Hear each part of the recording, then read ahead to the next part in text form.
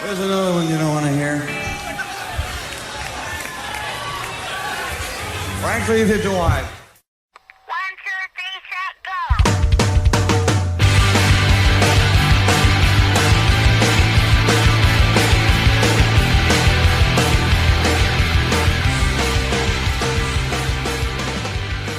Right now on the Power Chord Hour, I'm very excited to be talking to Jeremy Porter of Jeremy Porter and the Tucos.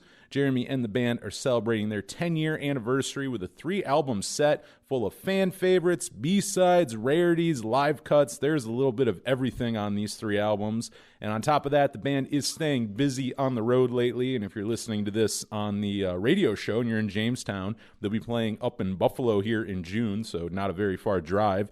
And we're going to talk music, touring, 10 years of the Tucos, all that with Jeremy Porter. So Jeremy, man, how are you? Anthony, I'm well. You? I'm doing very well. I'm excited to be here with you, discuss some music. You're someone I feel like I've we've obviously played you on the radio show and stuff before, but I'm almost surprised I haven't had you on sooner. So it's good to finally have you on. Yeah, we played Jamestown at least 3 or 4 times. We've done Mojo's and the Wine Cellar, and got a little bit of history there. That is really cool. The Wine Cellars still they still do shows, and to be honest, I didn't realize they were doing up until like this year. And then sadly, Mojo's is gone. My aunt and uncle both owned that, and there's there are some new venues popping up, which is nice, but until those venues are really like getting their footing in and getting it done, it's right now we're hurting for some venues, I would say. So we need some more dives like that again. Well, if anything comes up, let me know, and we'll make sure to route back through there. Oh, we always had a good time there. That's that crazy kind of not a big city, not just a tiny little crossroads, middle ground, towny bar, gets crazy late at night type of place. So we love those kind of joints. Absolutely, and it's something I don't think I realized, like how you're just explaining it. I don't think I ever realized that until I traveled around and saw the rest of the country and kind of realized the perspective of where I lived. And like a place, like we got like 30,000. So you're right, it's like this real towing the line of we're far from a big city or a major city, but also we are the big city to everyone like surrounding us. It's an interesting kind of like in between that Jamestown exists in that I didn't realize for a long time, but I think you just painted Jamestown very well. I think very accurately. It's also kind of strategic too, because it's close to, like you said, Buffalo, but like we could route through Erie or Cleveland, or we get up to Rochester or Syracuse or whatever, and it's kind of right in the middle of that whole big area. So it was always a great place for us for that reason too. Oh, it's been great for shows because I mean we get all those like you just mentioned, all those cities are obviously bigger than us. So like if acts come through, a lot of them will go play like in Erie or Buffalo or Rochester or even like Cleveland, Pittsburgh. But the nice thing is, as a concert goer, they're so close that I mean it's not. I've kind of said that, like I almost feel like we have a music scene here, but I almost feel like I've been part of multiple music scenes because for the longest time growing up, there's a lot of going to Cleveland for me. There's a lot of going over to Buffalo. So it's like I'm going like Ohio, Pennsylvania, and New York and kind of like checking it all out, which in the end I feel fortunate with because a lot of times, unless like you're touring around, so you get to like see different music scenes, but I feel like there's a lot of people who might live in a bubble in whatever city they live in and they never really see any other scenes anywhere else, I do. Yeah, I know exactly what you're talking about. And I mean, it's nice if you live somewhere where all the shows come through and you don't have to travel. But like you said, there is also something to be said for having options to go, a couple hours in any direction and hit something. You probably have access to a lot more than some other places. Oh, absolutely. No, it is very much like that. So like let's get into the band. We're a few months into 2022 now, and I know you guys have been doing a few things. So I mean, catch us up. What is Jeremy Porter and the Tucos been up to lately this year? Yeah, so we wrapped up last year. Last year was so weird because the pandemic was kind of tapering down there towards the summers, but the band thing wasn't totally up and running. So I did a bunch of solo work over the summer and into the fall. And then I toured with some friends of mine, the Wild Honey Collective from Lansing, in the fall, we went out to the East Coast, out to Maine and Vermont and New York and New Jersey, and played Albany, probably not too far from you. And they're like a kind of an Appalachian bluegrass band, and I did my solo set and then sat in with them on lap steel and mandolin and whatever kind of more in the background.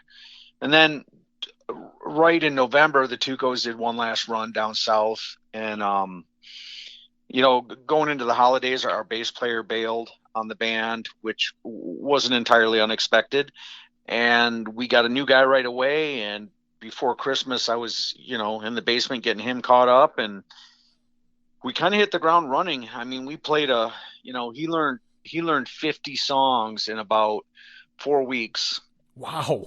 Yeah, and then we played a 4-hour show in Maumee, Ohio at the end of January. Jeez. And we had a bunch of shows booked over the winter, and most of them were like an evening with. So we would play all night. We would play from like 9 to 1 or 10 to 2 or whatever. So yeah.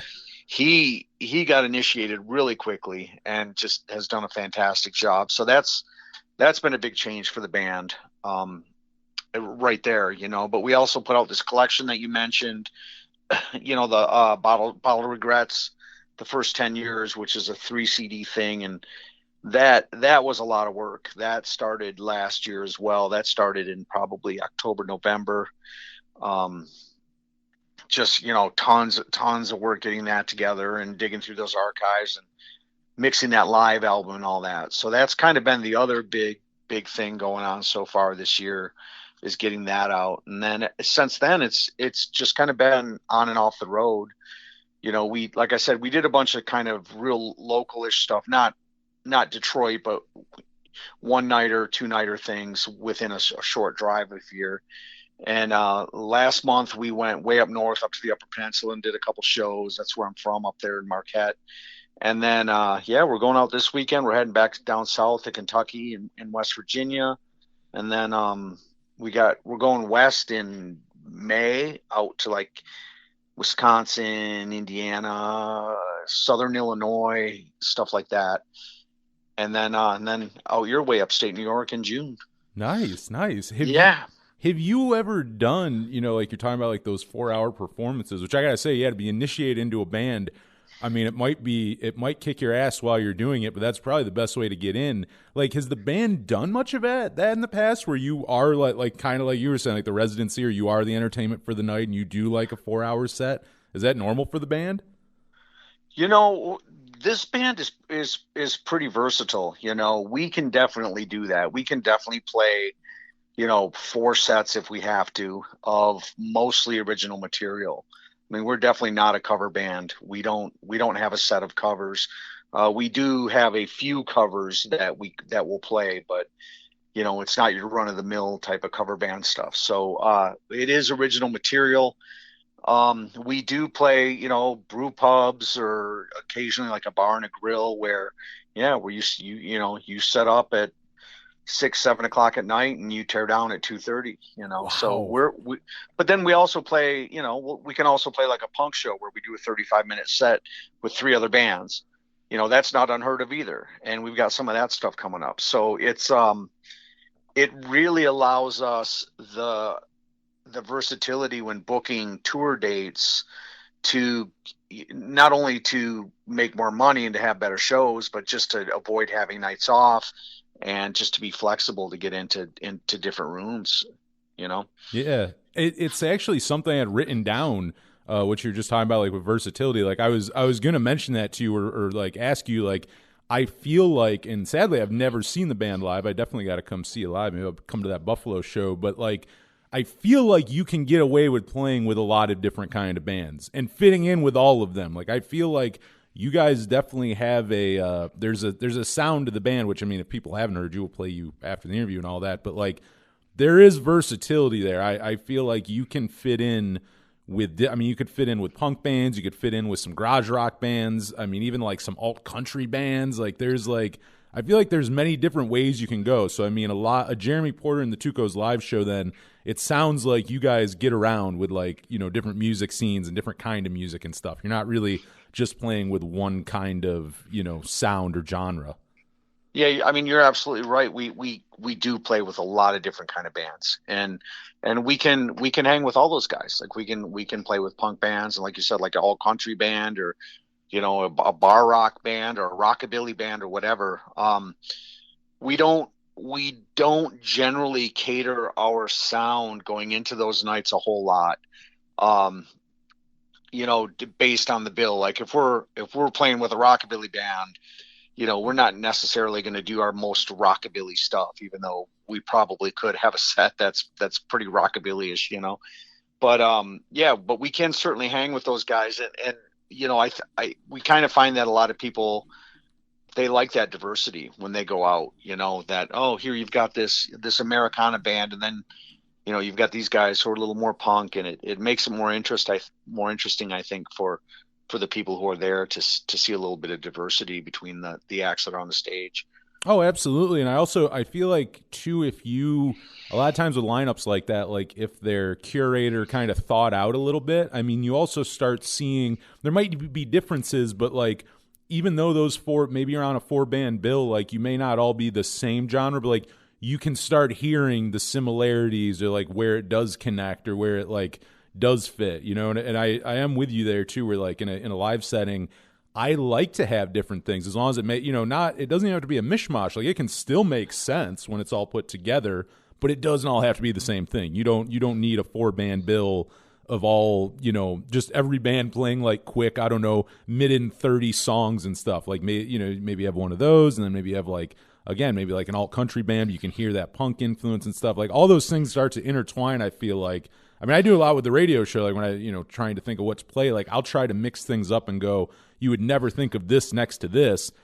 But if you find the right songs, or you start to really think it out more than just throwing shit together, it starts to make more sense. And then that way too, you kind of start getting to people like, I feel like you kind of get them out of their comfort zone. Like I'm sure you have too. I'm sure with, with your band, maybe someone came to see another band that night, and again, maybe you don't sound directly like them, but there's some commonalities there, and that person ends up leaving a fan. And maybe they were never really listened to things that would be like the Tucos, but like, because of lineups like that, where there is a little, like diversity, and it's a little more eclectic, you end up like changing people's minds and kind of broadening their musical horizons, I think. Well, yeah, well, that's kind of the goal too, right? Of playing with other bands. I mean, it's cool to play with a band who may have a younger crowd, or a different genre crowd, or whatever, and you can make a connection with those other people, and then they'll start getting into you. Maybe they'll start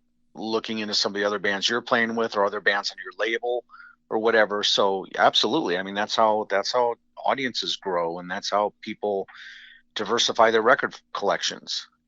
Oh yeah, no, and that's what I do. Yeah. Look, you start, oh, I like this band quite a bit. So, well, who does this band cite as an influence, or who are the bands that this band tours with, or whatever? And pretty soon you're into those bands, and then that just kind of spider webs out. And I've discovered a lot of great music that way. Oh, absolutely. I tell people that all the time, and that's one of the lost things, is like even just going through the liner notes and finding out like, who this band thanked, or, this or that, or who they played with. I mean, it's the best way to find music, I think. Like it's something people don't think about a lot, where like, well, how'd you discover this band, or how do you know so much about this or that? It's like, it's because you go back, like you like that one band, and then it's a domino effect. It's like you said, who influenced them? Who influenced that band? Where did this genre start? Who kind of, like who started this subgenre? Who did this? Like, oh, this guy was also in this band. Oh, there's this side project. Like exactly, you start spinning off, and all of a sudden it's like, wow, I just discovered like 20 great new bands. You got to do some discovering. Well, like you said, and you might find some of that stuff in liner notes, back 20 years ago or whatever. But nowadays we have the blessing and the curse of the internet, right? Yes. So there's so much music out there that it's so difficult to sift through it, to find the good stuff and to wade through the crap.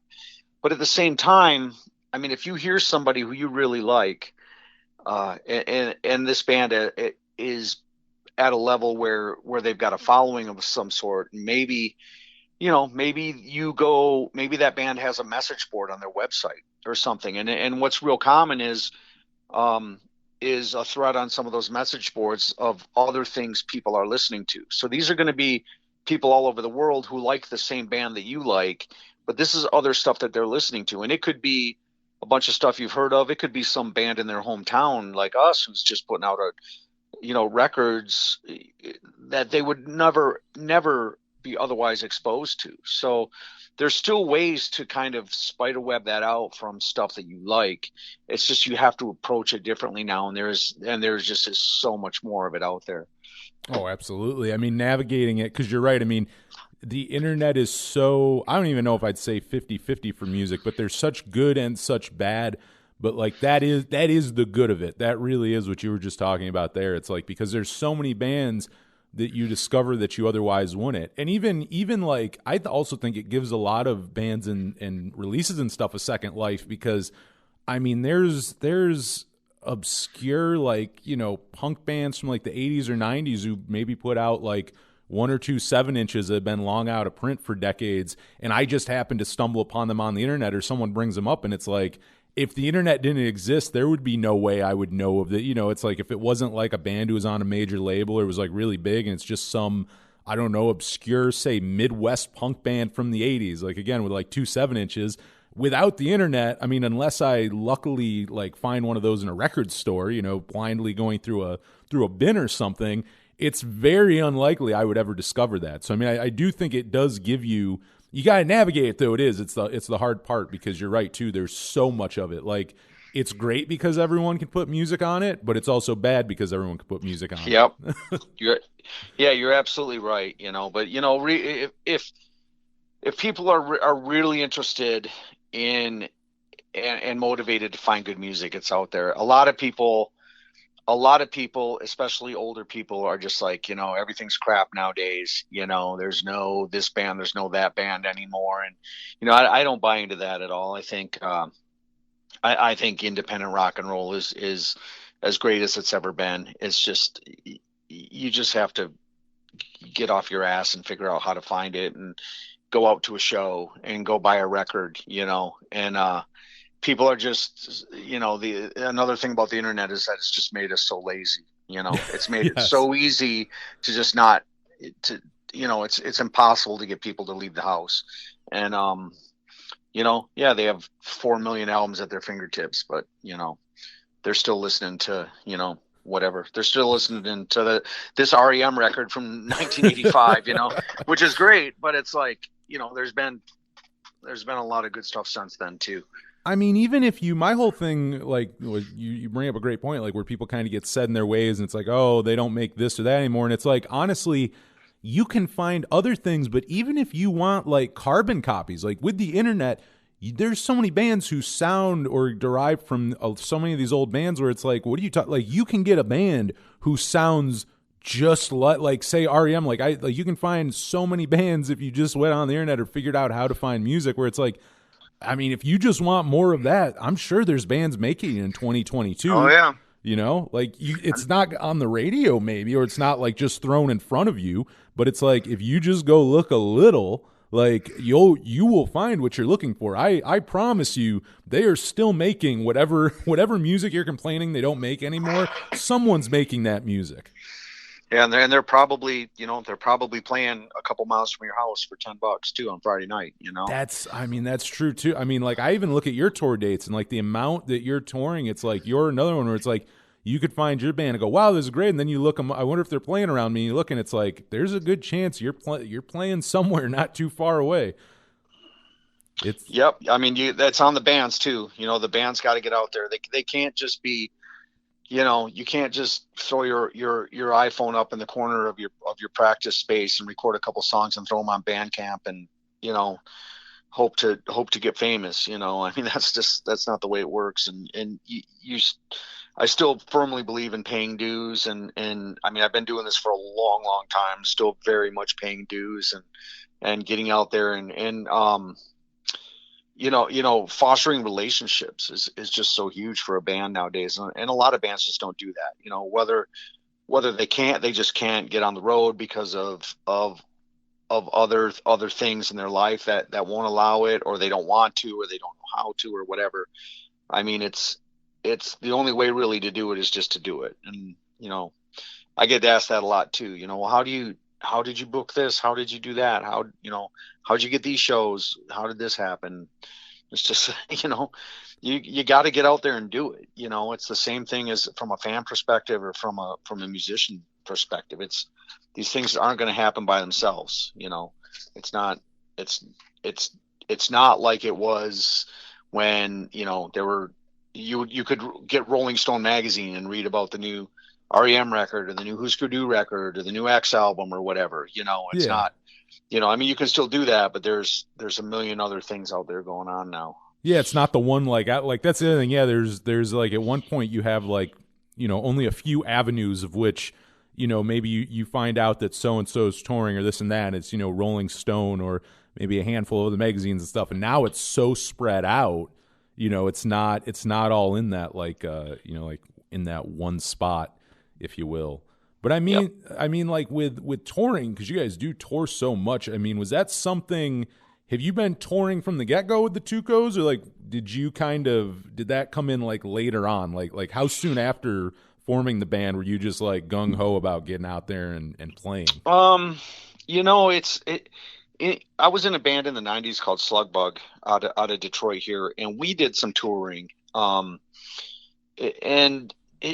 it was a lot of fun. It was like, life-changing kind of stuff, but it was also really difficult because this was in the days of putting a cassette and a press kit in an envelope, sending it to a bar, and then calling them 2 weeks later, times 100. So it was expensive.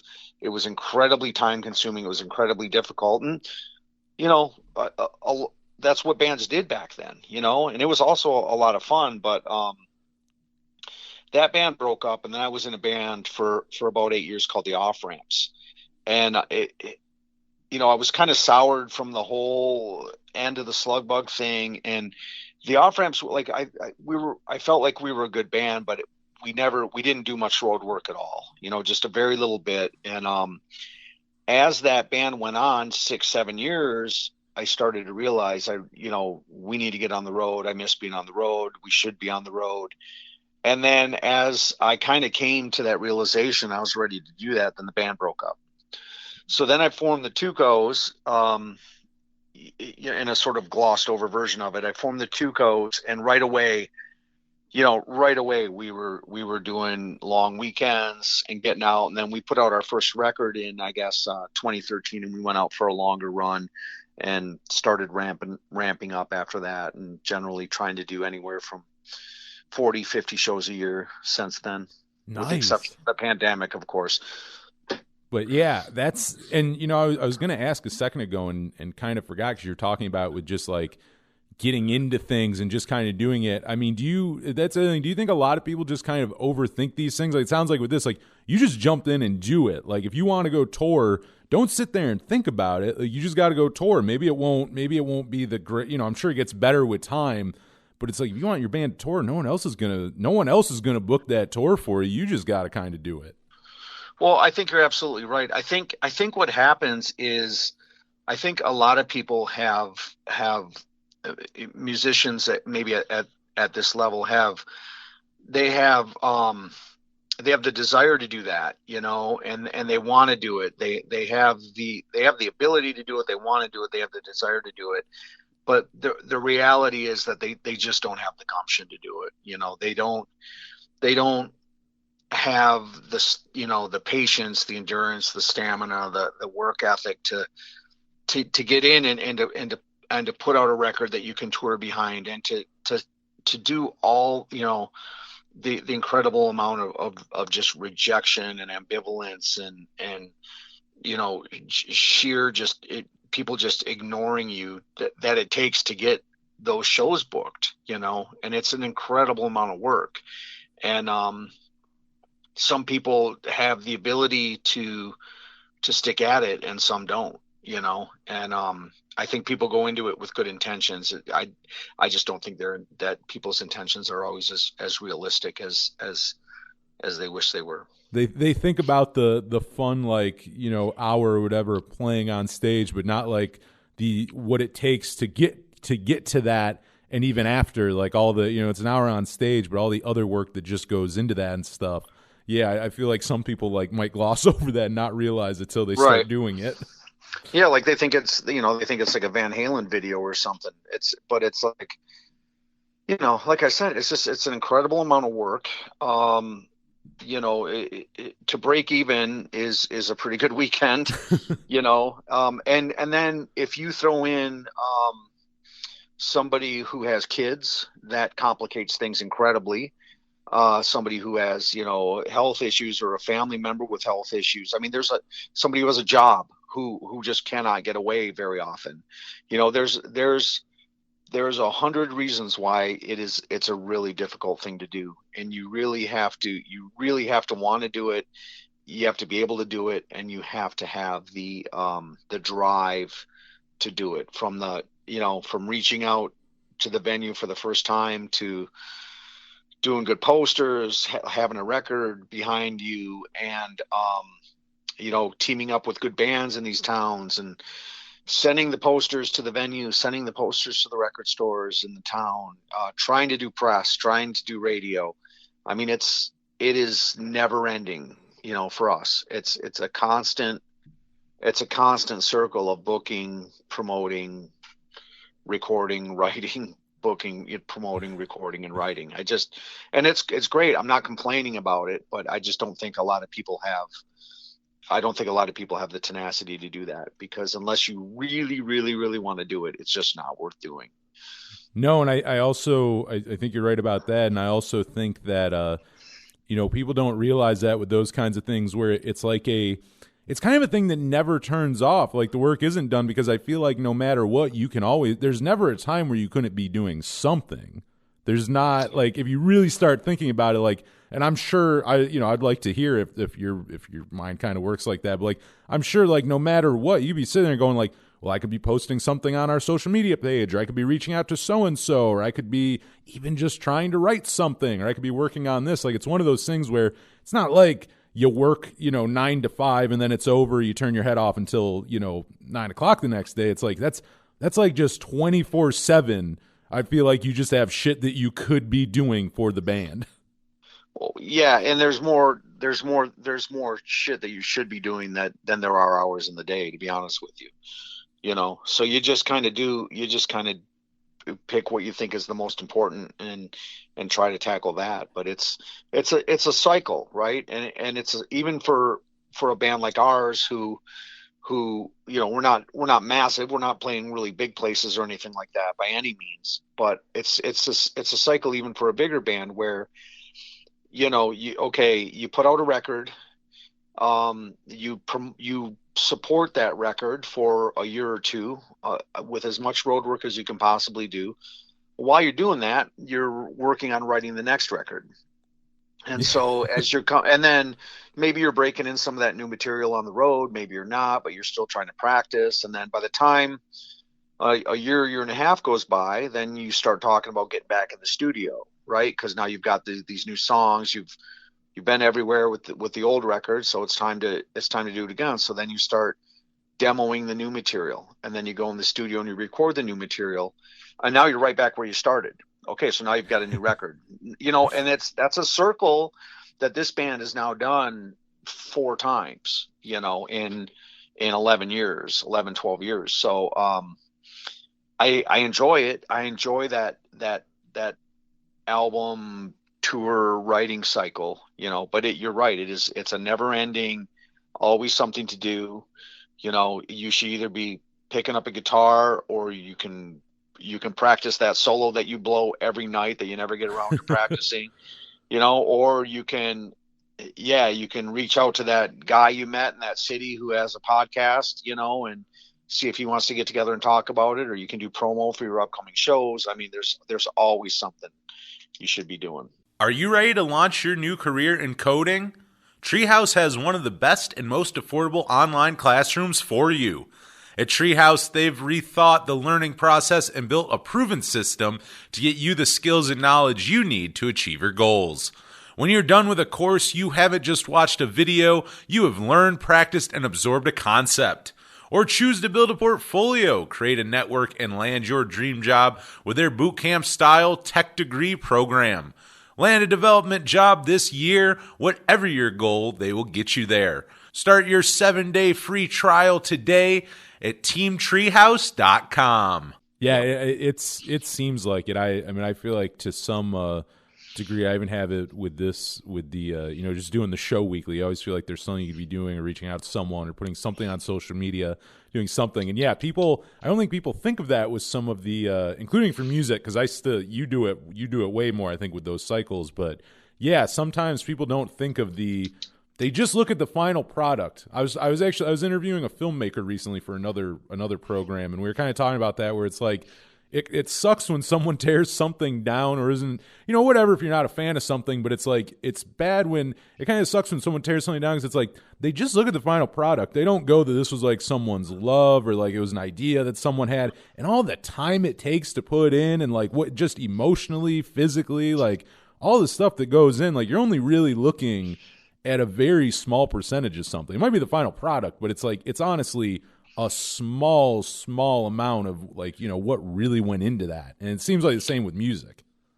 Yeah, I mean that comes with the territory, though, doesn't it? I mean, that's true. Not everybody's gonna love everything you do. And I mean, I remember, we've been fortunate. We haven't had a whole lot of bad press. We have had some, but not a whole lot. But I remember a couple years ago, probably 5-6 years ago, like I just got torn apart on the internet by this guy who came to see us play, and it turned out like we were supposed to go first, but we ended up going on second. He was super pissed off, and he had a blog, and he just went on this tirade about what a horrible person I am and all this. And, oh my God. Like way over the top. And like they had traveled to see the show, and they had to work the next day, so they couldn't stay for the second set. And he was really, really angry, and I felt really bad about it. But I mean, that's kind of rock and roll. I mean, especially at the level I'm at, it's like things don't always run to the minute how you expect them to, right? Oh, yeah. And at the dive bar circuit, definitely there. Are you kidding me? Yeah, you have to have some flexibility, and I remember like before we even loaded out, he had posted this poisonous blog, and I was really bummed out about it. But at the same time, I was like, we have a hater. Like, isn't that like some kind of success when you start getting to the point where people really, Michael Jordan missed more shots than anyone in NBA history, right? Yeah, but he's still Michael Jordan. Tons of people hate Dave Grohl, right? Yeah, he's still but he's still playing, and he plays football stadiums, so it's, whatever, you're going to get that stuff. And I don't know. We get that, sometimes we'll get that like from like punk magazines or punk websites or whatever, like, these guys aren't punk at all, I'm like, no, we're not really, and it's that's okay too. So I don't stress about that, but I get what you're saying. I mean, it is, they are just picking apart the end product of what you did, but that end product is, I mean, if you're going to put that out there, man, then, it better be the best you can do, because, once it's out there, you can't take it back. Good point. So no, that's a very good point. You better be proud of it. You better be proud of it, no matter what somebody says, and you better be doing it for yourself, because if you're not, and you get that kind of feedback, it might rub you the wrong way. Yeah. Oh no, that definitely makes sense. I wanna get back to something that we're talking about the the 3 new releases, and you kind of talked about going through like the kind of the vaults or whatever, like finding these songs. I mean, this seems, because I know for like Bottled Regrets there, that's kind of like the greatest hits retrospective of the first 10 years of the band. I mean, was that, I assume it was, was that pretty hard compiling and whittling down to 21 songs, like going through 10 years of the band and going, this is kind of the I don't know, definitive list or whatever. Well, kind of like we're talking about, it's the final thing you put out, like once you put that out, these are kind of like the 21 I don't know, defining tracks of the band or whatever. I mean, was that an undertaking putting that together? Well, of the three discs, that one was the easiest one Oh, really? because yeah, for sure. Because I mean, half of those songs were just like no brainers. Like there's some of those songs like we played at almost every show, clearly fan favorites. People, songs that people would request to see, songs we've done videos for, singles, whatever. But it got a little challenging getting into the deeper tracks for that disc because there's songs that I probably like more than some of the stuff that's on there, but stuff that we would barely ever play live or something that I just didn't think would uh would flow as well on that. So there were a few things left off that for me were like, oh, I hate leaving that off, but then what do you pick above that? Yeah, no. So for that record, that one was the easiest one, and plus being all studio tracks, professionally recorded, a little more organized, it was just a lot easier to say, oh, here's all that stuff, let's compile this together for mastering. Whereas the live record had to be mixed, and that was easily the biggest challenge of the whole project, was mixing that live record. That came from two shows that were over a year apart at the same venue in Toronto, and slightly different rigs were used, slightly different recording techniques were used, but it was the same room, it was the same guy recording it, but it was trying to get that into one single listener experience was a huge challenge. And then what's the third one? The rarities. So that one was kind of like in the middle, I guess, because I had a lot of that stuff. Some of it I really had to kind of dig up.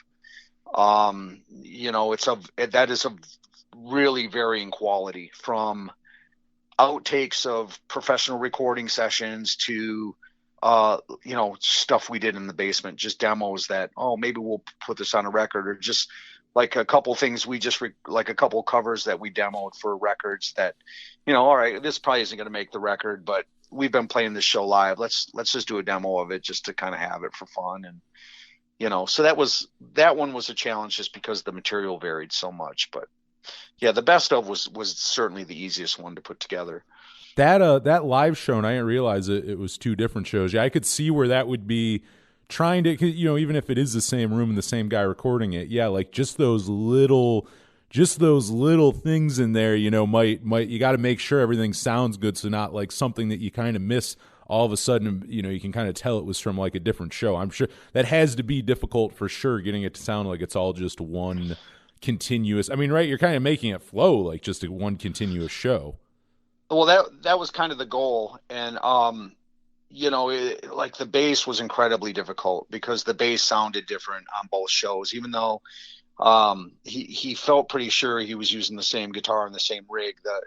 I don't know if it was the recording or what, but it sounded drastically different. And I think we kind of ended up with a middle ground that was pretty good.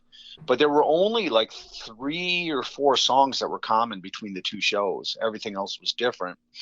So it was also difficult, like, how do you splice this together and make it, again, one experience, right? Like, yeah. how, like if you end one song and you go, okay, thanks, good night, but on the CD you've still got 4 songs to go, how do you do that? And that was a challenge too. And then just sonically, just trying to just get everything, I mean, I mixed it, and I'm not, that is certainly not my specialty, but I don't know if anyone else would have had the patience to deal with me if they were mixing it. So I kind of took it on and ran it by a few people and got some help with it. But it took months. I've never spent so long myself with my hands on the faders and the knobs and the dials. I've never spent so long on any project before doing it myself. That live one really does sound, which is so funny because honestly, I was very much assuming that the hardest would have been just kind of putting the retrospective together. And the live show, I guess I was just assuming was one show, but now all these things put together. No, that live show sounds like that was very much the undertaking of this entire 3-disc set. Yeah, it was. I'll send you the liner notes. It goes into a little more detail about. I think I have it broken down to which show was from which night. But I definitely have like the 2 dates on there and the 2 posters and the liner notes and stuff. I'll send you all that stuff. Oh yeah, no, I'd love to see that. When you recorded there, I mean, was it recorded with future plans of releasing it? I mean, was that always the plan when you recorded these, or were you just kind of recording them at the time just for the hell of it? Well, that's a good question. It wasn't actually. And like he's just like, hey, I can record this to multi-track if you want. And I was like, absolutely, And then as I was coming up on this, I've been thinking about this 3 CD project for probably about 4 years, even though I didn't really get into it until probably 6 months ago. But as I was coming up on this project, I've got a lot of shows that are soundboard recordings, but not separated into tracks like that. Mm-hmm.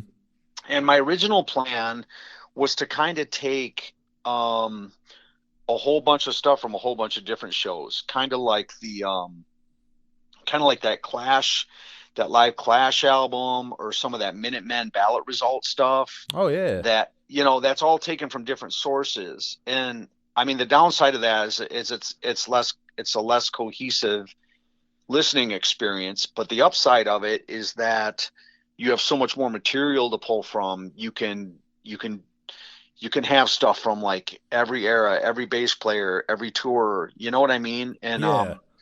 And I was really attracted to that idea. And then I actually went down that road for about a month and a half, and I'm working on these soundboard recordings. You can't mix those, right? Like you can't mix them. You can EQ them, but you can't mix them. Yeah. And the quality, just, I was struggling with like, do I really want to put this out there? Whereas with those Toronto shows, you can mix them. Okay. So you can turn the bass down a little bit under the guitar solo, stuff like that, Yeah. Okay, the vocals are really loud there. We can back those into the mix a little bit, So I just ended up saying, let's just do live in Toronto. It'll be a more cohesive listening experience. It'll be more work, but we'll end up with a way better product. And that's kind of why I went down that road. I think it worked and I was glad to have them. Yeah, I was glad to have those tracks, because we'd probably be talking about a very different live record right now if I didn't. Has the band, both of those obviously being in Toronto, I mean, has the band hit Canada a decent amount? Have you played there? I never realized for the longest time, but I don't think it's very hard to get over there from Detroit, is it? It's right across the river. Yeah, Detroit's actually slightly north of Canada. But yeah, no, we do Canada usually once a year. Occasionally more than that, but we'll get up there for a long weekend. We've got an event in Montreal that we try to do every year. It's a party for a friend of ours who does it at this bar that we really like, and we tend to book some shows around that. And then we'll either hit Toronto or maybe Windsor or London or St. Catharines or something on the way up there and back to make a weekend out of it. Nice. But yeah, we've been over there several times. Yeah. Yeah, I forget that with Detroit that you're right. I think the first time I visited there, I was going to like the Motown Museum, took a wrong turn and was like going into a tunnel that was leading me to Canada. Uh-oh. So, yeah. I was thinking that later. I'm like, yeah, I don't think you guys are terribly far away. So yeah, that's you're in another one. You were talking about that with Jamestown earlier, but I also feel like where you're at up there in Michigan and Detroit and everything, like you're in a nice spot where nothing's terribly, like even looking at your tour dates, like the amount of states and stuff you can hit within, you know, I mean, I assume like a day's drive or whatever you guys are doing, like you can get quite a few places from there. Oh, absolutely. You know, and kind of to circle back to the Canada thing. I mean, we're 4 hours from Buffalo. You know, Oh, that's through right. Canada, so we can cut through Canada, and we can leave home at 2 o'clock in the afternoon and make a Buffalo show that night. You know, Wow. and if we had to go around Lake Erie, it would be probably 7 hours. You know, so Yeah. 7-8 hours. So that's really cool. But yeah, I mean, we can get as far west as Minneapolis. We can get as far south as Nashville pretty easily, or Knoxville. I mean, we can get easily Pittsburgh.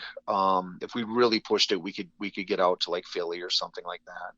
Upstate New York is no problem, you know. But we do a lot of Kentucky. We get down to Kentucky very regularly. That's Lexington's probably our best city. We try to do Knoxville once or twice a year. We do well there, and you know, what we'll normally do is just we'll just kind of start with something in mind, and then we'll get something, and then we'll just kind of route around it however it makes sense, you know. And then once or twice a year we'll go out for a longer run where we can actually get down to Texas or down to Florida or the Carolinas or Atlanta or Alabama, something that we couldn't do as easily on a 3 or 4 night weekend. Yeah, I was talking to another musician a while ago, and I think basically some of those places you were just talking about, mentioning like playing around you, they kind of called like I think it's on I-95, like the I-95 tour, where it's like just the amount of places you can hit, like starting up in Ohio, and then just riding down 95 all the way down to like Knoxville. Like there's all these like cities on it. It's probably 75. Yeah, 75. Yeah. Okay, 75. Yeah. Just no, like absolutely. You can plan a whole tour off that interstate, basically. I mean, 75 will get you down through Dayton, down to Lexington, all the way down to Knoxville and Atlanta. You know, so absolutely you can do the 75 corridor. 95 though, you mentioned that. I mean, up the East Coast, that's a kind of a similar thing. You know, you can do Portland, okay. Now I know what you're talking about. Boston, Providence. You know, down through DC, you can do that kind of stuff too. So there's 94 goes east west. You know, it starts in Detroit and it ends I think in Seattle. But you can do Chicago, Milwaukee, Madison, Minneapolis, La Crosse. You know, so absolutely there are those corridors, and yeah, we'll take advantage of those for sure. Oh, totally. I wanted to also ask, I know you said you just played up in the Upper Peninsula recently. I mean, I'm very interested in this. I've anytime I go up through like northern Michigan and stuff, I think it's one of the prettiest places in the country. What, like, musically, I mean, are there music scenes and stuff up there? Are there little pockets of like places that have shows and stuff going on up there? I've always wondered that in that part of Michigan, what was, you know, musically what was going on. Sure. Yeah. So I call Marquette my home. You know, I went to high school there and went to college for a year there. And that's right in the central Upper Peninsula, right on the shore of Lake Superior, right in the middle. And it's the largest town in the UP. I don't know that I'd go so far to say that they have a scene. There are a couple places there to play. They do get the occasional concert or the occasional touring band that goes through there. You know, I mean, we played at a brewery up there. We did 2 nights. I mean, like I said, I've got some history there, so it's maybe a little easier for me to get that kind of stuff up there. Mm-hmm. But it is a difficult place to get to. You know, I mean, when we barely got into the UP because there was ice falling off the bridge, so it was closed for the entire day. Yeah, we barely got in. And we were actually late for the show because of that. And there's no other way. I mean, unless you want to go, you have to go through Michigan, Minnesota, right? You have to go through Wisconsin and Minnesota and everything. Yeah, or unless you want to go through Ontario, right? Oh, geez. So there is no other option to get up there. But it is beautiful country, and there's really no place like it. I still have great friends up there, and it was a great weekend. And then we almost didn't get out because we were going down the freeway, and then they closed the freeway because of whiteout conditions. So we had to like backtrack half an hour and drive through the woods to get down to the the southern shore of the Upper Peninsula, and then finally back to the bridge. But Wow. so it was a lot of work. It was a lot of work, but it was a great weekend. And I mean, those are the things that great stories are made out of. So I'm not complaining about it, but I don't, to be honest with you, man, it's like, it's a college town. I mean, I have a lot of friends who come out. There are certainly some people who get into the stuff we're doing, but I think a lot of people up there would be all the more happier if it was a reggae band or a jam band or a funk band or something. I don't think we're the bread and butter of the venues up there. I bet if they get a good reggae band up there, that place is probably packed to the gills, and yeah, probably a very good night for all concerned. Yeah, I've always been interested in that because, I mean, I've ventured through there a few times. You're right. I mean, for one, you got to kind of go out of your way to go there. It's not really, unless you're like, what is it, Route 2, I think, drives. So unless you're like going, I guess, that way for some reason that while you're touring, like, unless you're doing that, there's not really a placement-wise, it's not really on the way to anything. But that's also what makes it great, though. I mean, that's why it's so beautiful up there and unspoiled and desolate. You're right about that. I mean, it's it ain't Las Vegas. You go up there and you're breathing clean air and you can see more stars than you've ever seen in your life, and it's a whole different place. So that you have to work for that. That's not your backyard. So there's something really cool about the fact that it is so far away. It is. When I lived in Minneapolis, I mean, northern Minnesota, on the other part of Lake Superior, it's like it's the same thing. It's like, thank God people don't know. Like, thank God people don't realize this is up here. It's amazing. Right. Keep it like, kind of secretive like that. It's like it's better that way.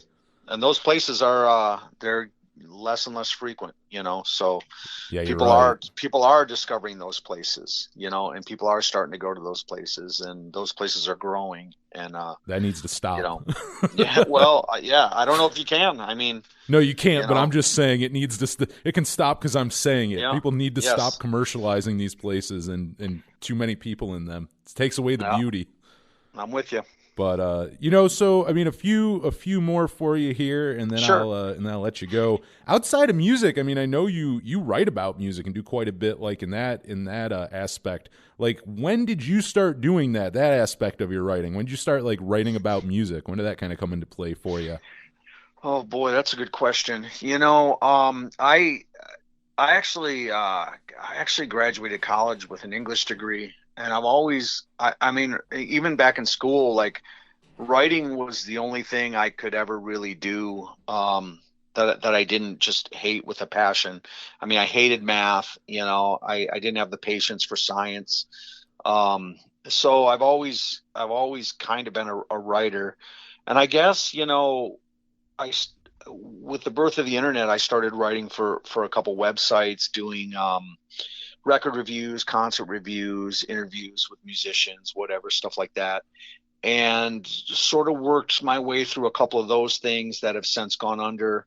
And then about 4 or 5 years ago, maybe, there's a band called Watershed from Columbus, Ohio, who were a pretty big deal back in the 90s.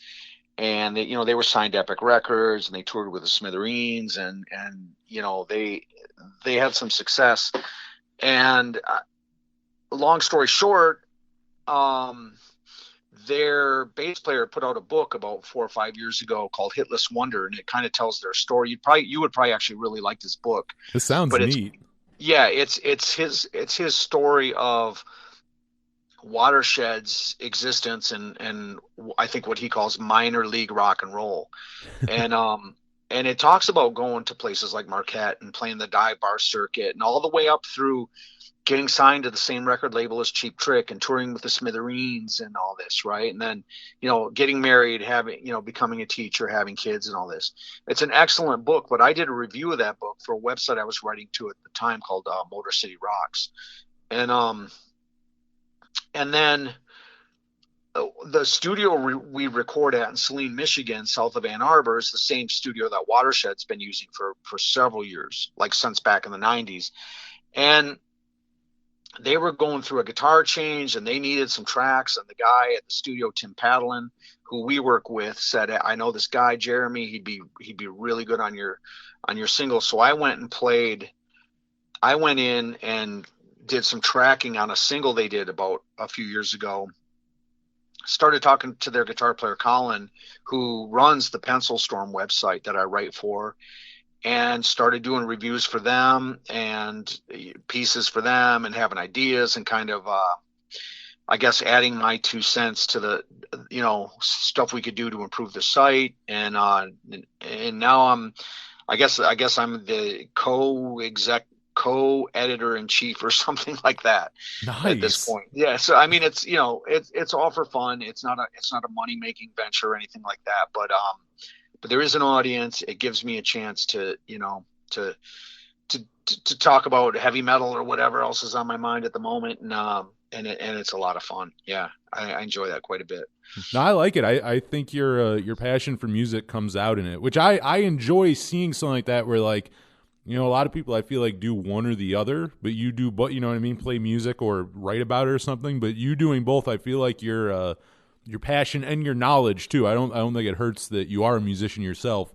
I think it only helps with your writing and everything. I think it comes out really good. If you're a music fan, thanks, man. That's really nice. I'll definitely take that. I appreciate that. And it's like I said, it's not a money making thing. It's not something that I don't have the time to put into it that I put into the music. And, sometimes I wish I did, but, it's for fun, but it is also something that everybody at Pencil Storm works hard on. And we're always trying to get better and do cool things. So I really appreciate that. Is that pencilstorm.com? Is that where people can go? It is. Nice. It is pencilstorm.com. Yep. Yeah. Go check all that out. So, I mean, let's wrap up here. What can people expect from the band for the rest of the year? I mean, what do you have going on in the foreseeable future?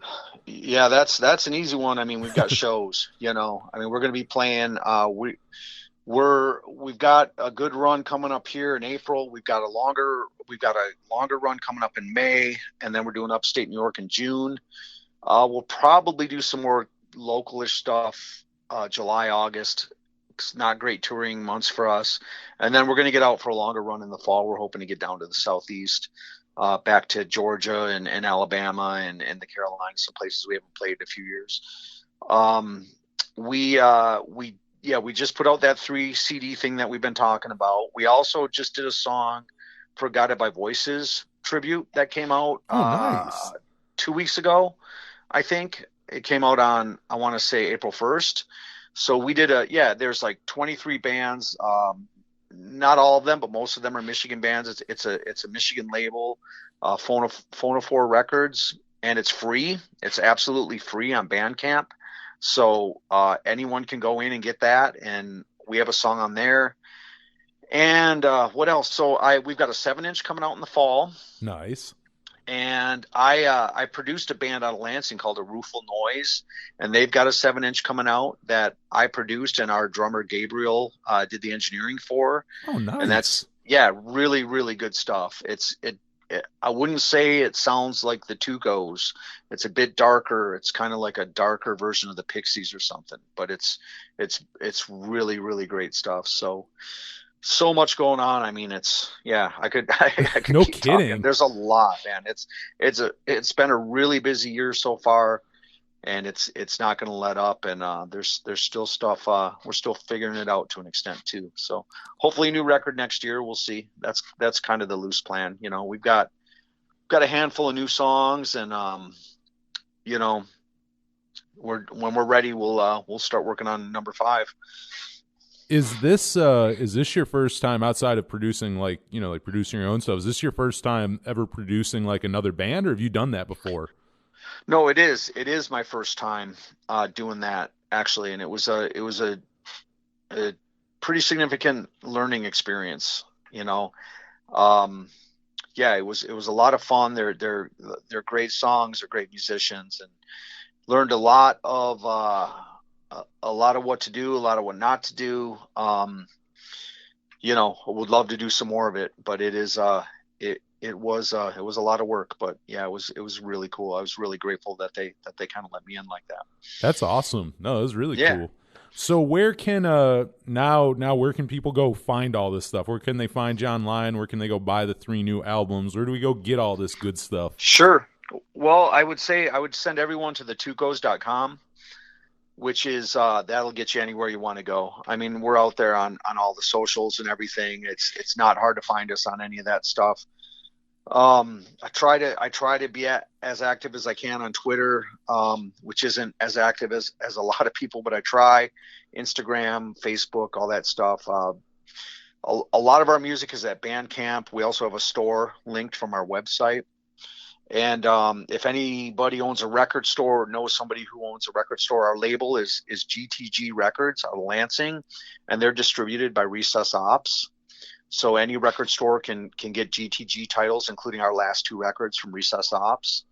Oh, nice. And yeah, it's not hard. I mean, we're not hiding, so it's not hard for people to get out there and figure out what's going on. And you probably come grab the album at the merch table too. Go see them. Oh, absolutely. Yeah, absolutely. I mean, that's, you know, You're a touring band. We live for playing live. We love playing live. We love meeting people, and we love getting our records into people's hands all over, you know, wherever we play. That's kind of our goal. So yeah, come on out and see us. Come on up and say hi. And yeah, I mean, that's everything for us.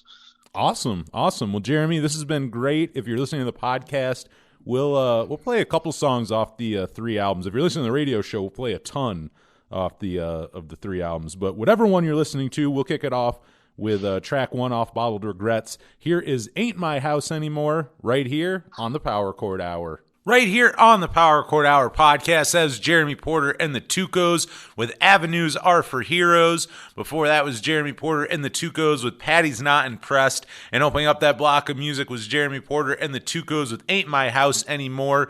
You can hear all 3 of those songs on the brand new retrospective Bottle Regrets, the best of the first 10 years. And that goes along with the other 2 new releases, Castaways, Rarities, and B-Sides from the first 10 years, and Patty's Not Impressed live in Toronto. Go grab all of those on the Jeremy Porter and the Tucos Bandcamp page. Go pick them up from their website. You can get them on CD if that is your thing and you don't want just digital. Whatever, go grab it. I want to thank Jeremy so much for calling in and being this week's guest. Really, really fun talking to him. We've been playing him on the show for a while now, and it was great to finally have him on. Hopefully he gets back to Jamestown at some point, because I would absolutely love to go see him. And, you know, if you're listening around Jamestown or you're in Buffalo, he is playing up there in June, so make sure you go check him out. But no matter where you are, if you're in the U.S. or, you know, we also talked about him playing Canada, definitely go check out the website because he is playing dates all over. Jeremy Porter and the Tucos, by far, like, by all means, is a touring band, and really seems like a good one. You know, I sadly have not seen them live yet, but I have seen live video, and they're amazing. So hopefully you enjoyed that. Definitely go grab those 3 new releases, and happy 10 years to Jeremy Porter and the Tucos. Here is to another 10 more for them. And yeah, so that is going to be this episode of the Power Chord Hour podcast. Make sure you tune in next week. I have Leo from the band Reminders calling in. I cannot wait to talk to him. Their new record, Best of Beach Punk, which is their debut record, is already one of my favorites of the year. It is one of the best things to come out. I have already spoken praises, I believe, of it on the podcast and radio show already. But so if you listen, you might already know how stoked I am about the band. But I'm very excited to have Leo on next week. So hopefully you enjoyed this one. Check back in next week. You'll enjoy that one as well. Follow us online. We are at Power Chord Hour on Twitter, Instagram, and Facebook. Please give us a follow on any and all of those. We are on YouTube. Just search Power Chord Hour. You'll find the show there. You can listen to the podcast anywhere you get your podcast, wherever you're listening now and beyond. And if you would, please rate, review, and subscribe anywhere and everywhere for that. That is one of the biggest ways to help us. If you want to hear the radio show, we got new radio shows for you every Friday night, 8 to midnight Eastern on 107.9 WRFA in Jamestown, New York. You can stream the station from anywhere at WRFALP.com, so check that out. And also, I just got some brand new Power Chord Hour stickers in the mail. I want to send you some for free. Just hit me up with your address. Email me powerchordhour@gmail.com. I will gladly send you some out, so just hit me up. And that is going to be it. Until next week for the Power Chord Hour podcast, I'm Anthony Merchant. Thank you so much for listening.